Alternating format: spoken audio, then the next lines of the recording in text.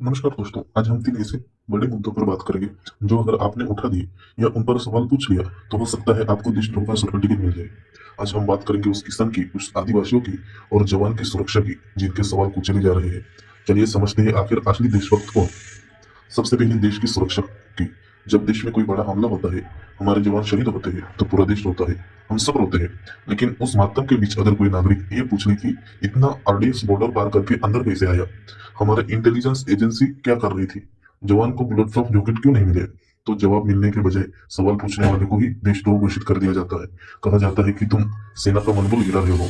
और साहब, सेना का अपमान अपमान सवाल पूछने से नहीं होता।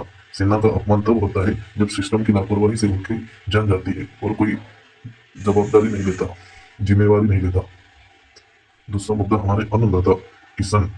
वो किसान जो तपती धूप और कड़कती ठंड में फसल उगाकर आपको और मेरा पेट भरता है, जब वो अपने हक के लिए, अपने फसल के सही दामों के लिए सड़क पर उतरता है तो उसे अन्नदाता नहीं कहा जाता, उसे टीवी चैनल पर खालिस्तानी और आतंकवादी कहा जाता है। जरा सोचिए, जो इंसान मिट्टी से अनाज पैदा कर रहा है वो देश का दुश्मन कैसे हो गया, सिर्फ इसलिए क्योंकि उसने दिल्ली के तख्ते पर बैठे हुकुमशाही को हाँ में हाँ नहीं मिलाई। अब अपना हक मांगना कब से गद्दारी होगी। तीसरा और अहम मुद्दा, जल जंगल और जमीन। आज छत्तीसगढ़ आदिवासी लड़ रहे हैं, वो अपने लिए नहीं, वो हसदेव के जंगलों के लिए लड़ रहे हैं ताकि देश का ऑक्सीजन मिलता रहे। लेकिन जब वो कॉर्पोरेट के खिलाफ खड़े होते हैं तो उन्हें नक्सली और विकास का विरोधी बताकर जेल में डाल दिया जाता है। वह हाल लद्दाख का भी है।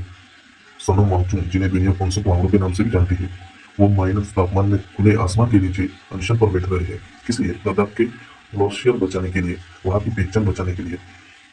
विडंबना देखिए, जंगल बचाने वाला और पहाड़ खोदने वाला देशभक्त और उन्हें बचाने के लिए लाठियां खाने वाला देशद्रोही। अरे इन सब के बीच किस रहा है देश का भविष्य, हमारे युवा। जब वो पूछते हैं कि पेपर लीक क्यों हुआ, भर्तियां क्यों नहीं आ रही, तो उसे भटका हुआ कहा जाता है, उन पर लाठियां बरसाई जाती है।